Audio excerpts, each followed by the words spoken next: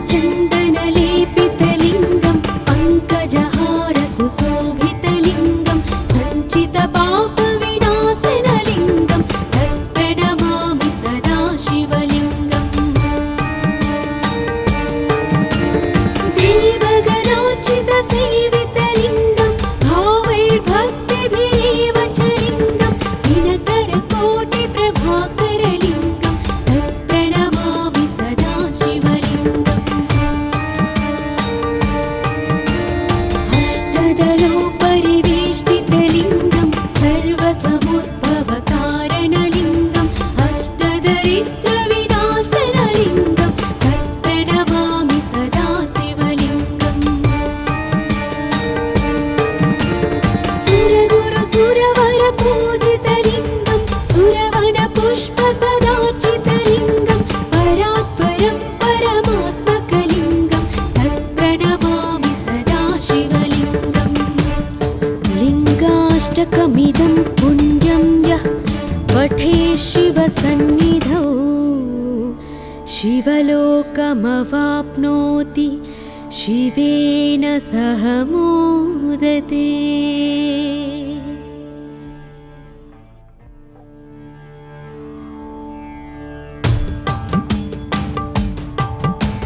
ब्रह्ममुरारिसुरार्चितलिङ्गं निर्मलभासितशोभितलिङ्गं जन्मजदुःखविनाशकलिङ्गं तत्प्रणमामि सदा शिवलिङ्गम्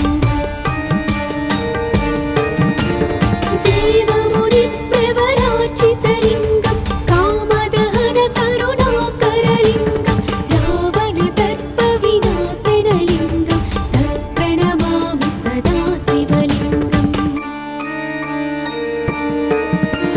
सर्वसुगन्धसुलेपितलिङ्गं बुद्धिविवर्धनकारणलिङ्गं सिद्धसुरासुरवन्दितलिङ्गं तत्प्रणमामि सदा शिवलिङ्गम् कनकमहामणिभूषितलिङ्गं मणिपतिवेष्टितशोभितलिङ्गं दक्षसुयज्ञविनाशनलिङ्गं तत्प्रणमामि सदा शिवलिङ्गम् कुङ्कुमचन्दनलेपितलिङ्गं पङ्कजहारसुशोभितलिङ्गं सञ्चितपापविनाशनलिङ्गं तत्प्रणमामि सदा शिवलिङ्गम् देवगणार्चितसेवितलिङ्गं भावैर्भक्तिभिरेव च लिङ्गं दिनकरकोटिप्रभाकरलिङ्गं तत्प्रणमामि सदा शिवलिङ्गम् अष्टदलोपरिवेष्टितलिङ्गं सर्वसमुद्भवकारणलिङ्गम् अष्टदरिद्रविनाशनलिङ्गं तत्प्रणमामि सदा शिवलिङ्गम्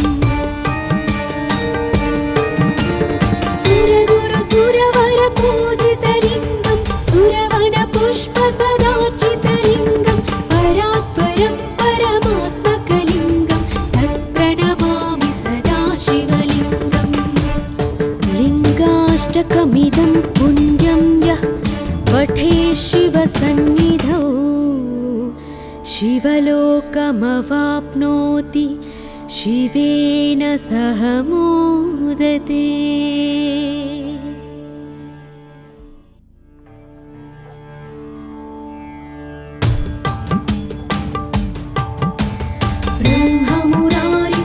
ब्रह्ममुरारिसुरार्चितलिङ्गं निर्मलभासितशोभितलिङ्गं जन्मजदुःखविनाशकलिङ्गं तत्प्रणमामि सदा शिवलिङ्गम् देवमुनिप्रवरार्चितलिङ्गं कामदहनकरुणाकरलिङ्गं रावणदर्पविनाशनलिङ्गं तत्प्रणमामि सदा शिवलिङ्गम् सर्वसुगन्धसुलेपितलिङ्गं बुद्धिविवर्धनकारणलिङ्गं सिद्धसुरासुरवन्दितलिङ्गं तत्प्रणमामि सदा शिवलिङ्गम्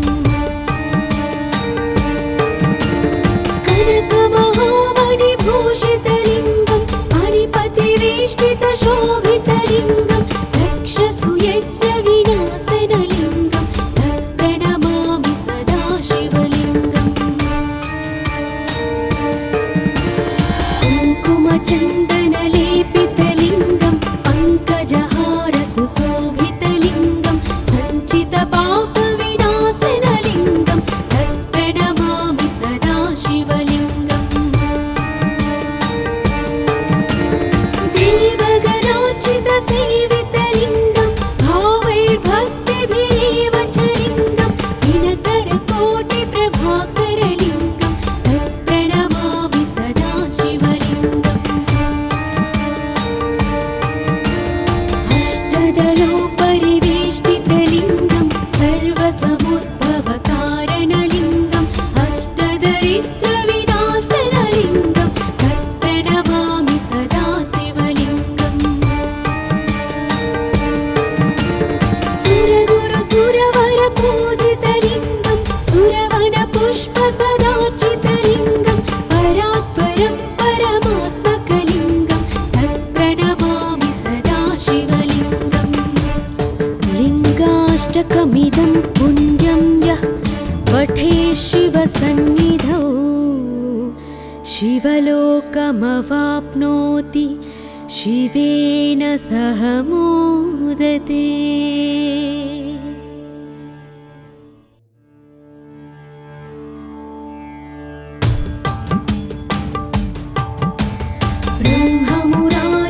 ब्रह्ममुरारिसुरार्चितलिङ्गं निर्मलभासितशोभितलिङ्गं जन्मजदुःखविनाशकलिङ्गं तत्प्रणमामि सदा शिवलिङ्गम्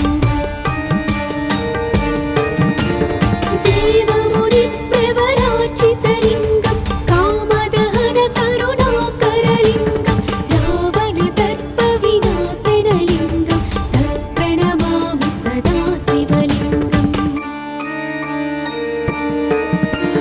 सर्वसुगन्धसुलेपितलिङ्गं बुद्धिविवर्धनकारणलिङ्गं सिद्धसुरासुरवन्दितलिङ्गं तत्प्रणमामि सदा शिवलिङ्गम्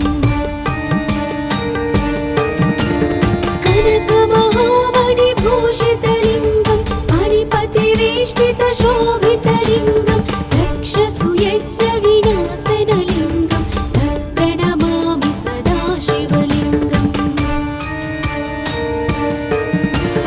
कुङ्कुमचन्दनलेपितलिङ्गं पङ्कजहारसुशोभितलिङ्गं सञ्चितपापविनाशनलिङ्गं तत्प्रणमामि सदा शिवलिङ्गम् देवगणार्चितसेवितलिङ्गं भावैर्भक्तिभिरेव च लिङ्गं दिनकरकोटिप्रभाकरलिङ्गं तत्प्रणमामि सदा शिवलिङ्गम् अष्टदलोपरिवेष्टितलिङ्गं सर्वसमुद्भवकारणलिङ्गम् अष्टदरिद्रविनाशनलिङ्गं तत्प्रणमामि सदा शिवलिङ्गम्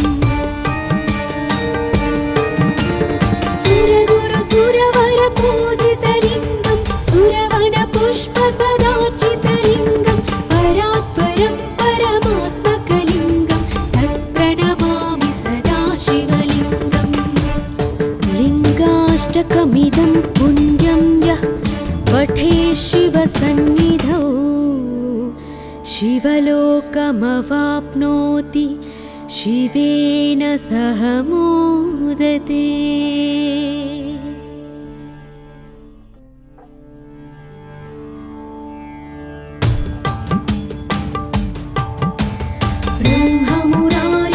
ब्रह्ममुरारिसुरार्चितलिङ्गं निर्मलभासितशोभितलिङ्गं जन्मजदुःखविनाशकलिङ्गं तत्प्रणमामि सदा शिवलिङ्गम् देवमुनिप्रवरार्चितलिङ्गं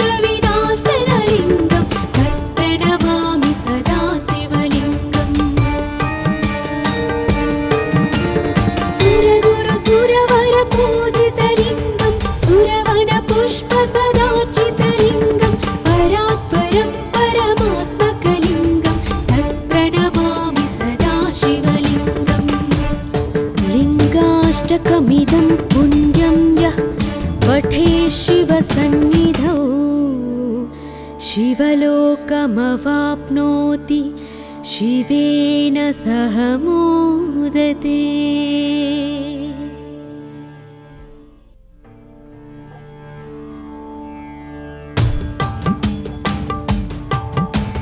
ब्रह्ममुरारिसुरार्चितलिङ्गं निर्मलभासितशोभितलिङ्गं जन्मजदुःखविनाशकलिङ्गं तत्प्रणमामि सदा शिवलिङ्गम्। देवमुनिप्रवरार्चितलिङ्गं कामदहनकरुणाकरलिङ्गं रावणदर्पविनाशनलिङ्गं तत्प्रणमामि सदा शिवलिङ्गम्। सर्वसुगन्धसुलेपितलिङ्गं बुद्धिविवर्धनकारणलिङ्गं सिद्धसुरासुरवन्दितलिङ्गं तत्प्रणमामि सदा शिवलिङ्गम्। कनकमहामणिभूषितलिङ्गं मणिपतिवेष्टितशोभितलिङ्गं दक्षसुयज्ञविनाशनलिङ्गं तत्प्रणमामि सदा शिवलिङ्गम्।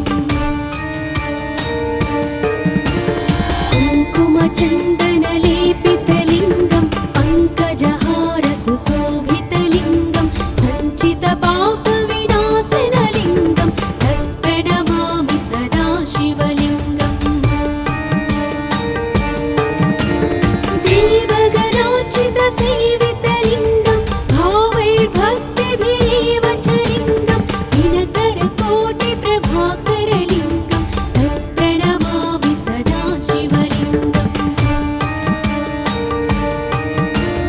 अष्टदलोपरिवेष्टितलिङ्गं सर्वसमुद्भवकारणलिङ्गं अष्टदरिद्रविनाशनलिङ्गं तत्प्रणमामि सदा शिवलिङ्गम्। सुरगुरुसुरवरपूजितलिङ्गं सुरवनपुष्पसदार्चितलिङ्गं परात्परं परमात्मकलिङ्गं तत्प्रणमामि सदा शिवलिङ्गम्।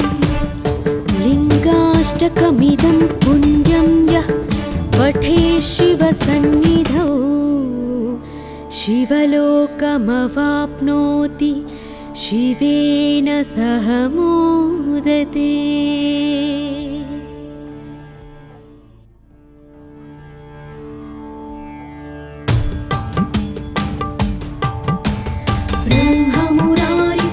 ब्रह्ममुरारिसुरार्चितलिङ्गं निर्मलभासितशोभितलिङ्गं जन्मजदुःखविनाशकलिङ्गं तत्प्रणमामि सदा शिवलिङ्गम्। देवमुनिप्रवरार्चितलिङ्गं कामदहनकरुणाकरलिङ्गं रावणदर्पविनाशनलिङ्गं तत्प्रणमामि सदा शिवलिङ्गम्। सर्वसुगन्धसुलेपितलिङ्गं बुद्धिविवर्धनकारणलिङ्गं सिद्धसुरासुरवन्दितलिङ्गं तत्प्रणमामि सदा शिवलिङ्गम्। कनकमहामणिभूषितलिङ्गं मणिपतिवेष्टितशोभितलिङ्गं दक्षसुयज्ञविनाशनलिङ्गं तत्प्रणमामि सदा शिवलिङ्गम्। कुङ्कुमचन्दनलेपितलिङ्गं पङ्कजहारसुशोभितलिङ्गं सञ्चितपापविनाशनलिङ्गं तत्प्रणमामि सदा शिवलिङ्गम्।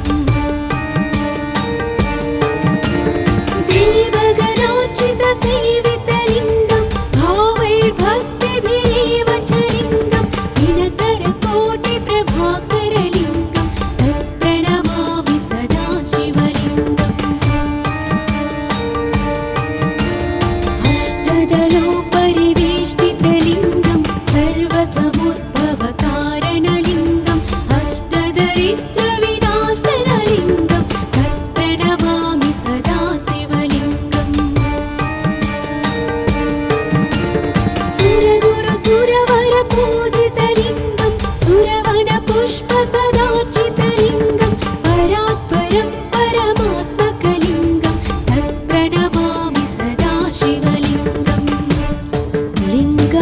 लिङ्गाष्टकमिदं पुण्यं यः पठे शिवसन्निधौ शिवलोकमवाप्नोति शिवेन सह मोदते।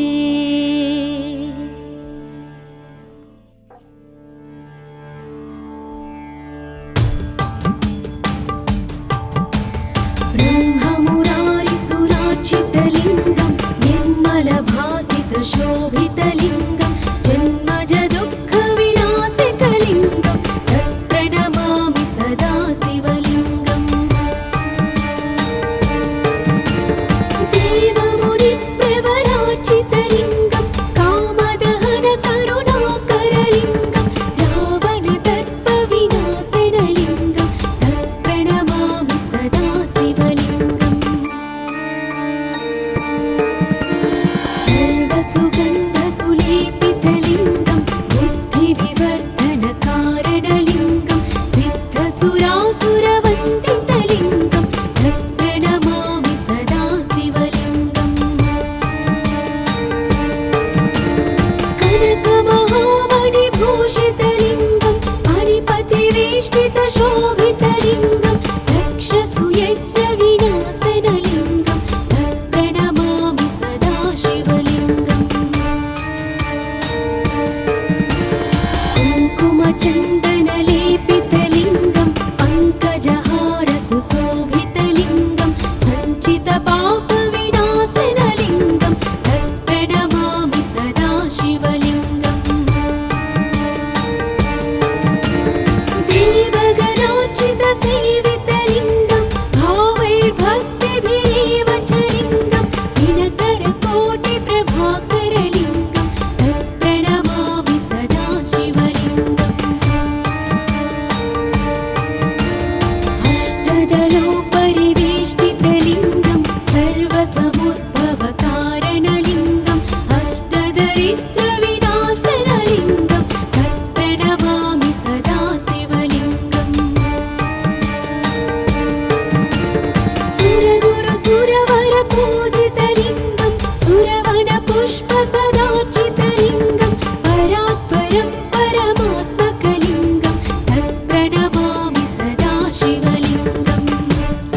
लिङ्गाष्टकमिदं पुण्यं यः पठे शिवसन्निधौ शिवलोकमवाप्नोति शिवेन सह मोदते।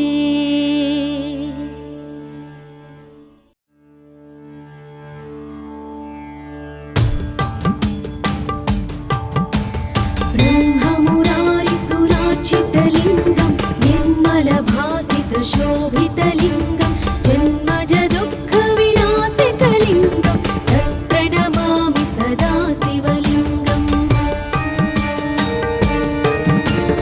देवमुनिप्रवरार्चितलिङ्गं कामदहनकरुणाकरलिङ्गं रावणदर्पविनाशनलिङ्गं तत्प्रणमामि सदा शिवलिङ्गम्।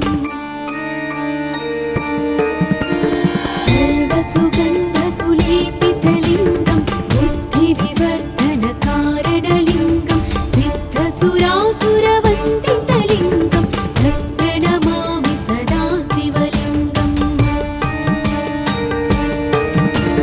कनकमहामणिभूषितलिङ्गं मणिपतिवेष्टितशोभितलिङ्गं दक्षसुयज्ञविनाशनलिङ्गं तत्प्रणमामि सदा शिवलिङ्गम्। कुङ्कुमचन्दनलेपितलिङ्गं पङ्कजहारसुशोभितलिङ्गं सञ्चितपापविनाशनलिङ्गं तत्प्रणमामि सदा शिवलिङ्गम्। देवगणार्चितसेवितलिङ्गं भावैर्भक्तिभिरेव च लिङ्गं दिनकरकोटिप्रभाकरलिङ्गं तत्प्रणमामि सदा शिवलिङ्गम्।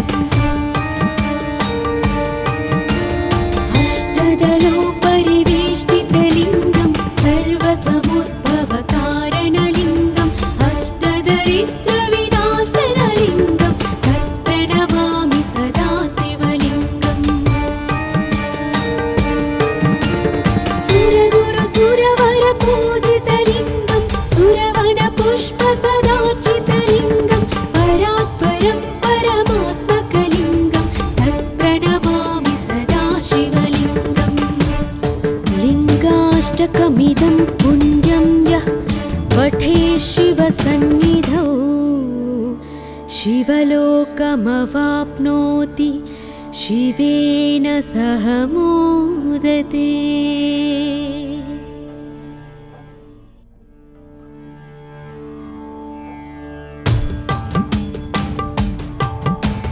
ब्रह्ममुरारिसुरार्चितलिङ्गं निर्मलभासितशोभितलिङ्गं जन्मजदुःखविनाशकलिङ्गं तत्प्रणमामि सदा शिवलिङ्गम्।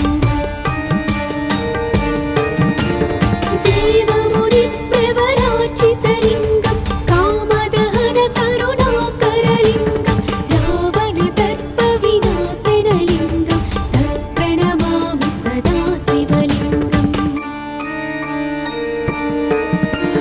सर्वसुगन्धसुलेपितलिङ्गं बुद्धिविवर्धनकारणलिङ्गं सिद्धसुरासुरवन्दितलिङ्गं तत्प्रणमामि सदा शिवलिङ्गम्। कनकमहामणिभूषितलिङ्गं मणिपतिवेष्टितशोभितलिङ्गं दक्षसुयज्ञविनाशनलिङ्गं तत्प्रणमामि सदा शिवलिङ्गम्।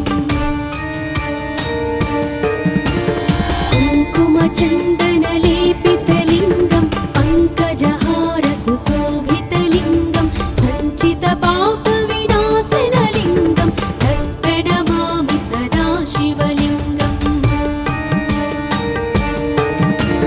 देवगणार्चितसेवितलिङ्गं भावैर्भक्तिभिरेव च लिङ्गं दिनकरकोटिप्रभाकरलिङ्गं तत्प्रणमामि सदा शिवलिङ्गम्।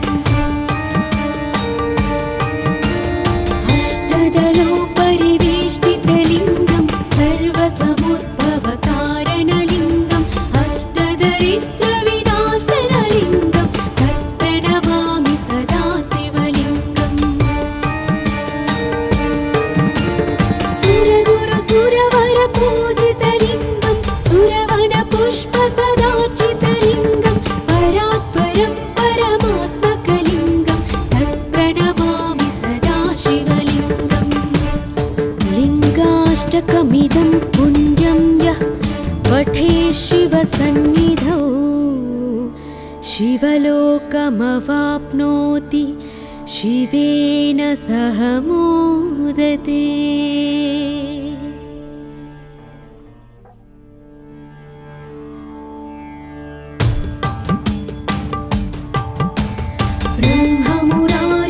ब्रह्ममुरारिसुरार्चितलिङ्गं निर्मलभासितशोभितलिङ्गं जन्मजदुःखविनाशकलिङ्गं तत्प्रणमामि सदा शिवलिङ्गम्। देवमुनिप्रवरार्चितलिङ्गं कामदहनकरुणाकरलिङ्गं रावणदर्पविनाशनलिङ्गं तत्प्रणमामि सदा शिवलिङ्गम्। सर्वसुगन्धसुलेपितलिङ्गं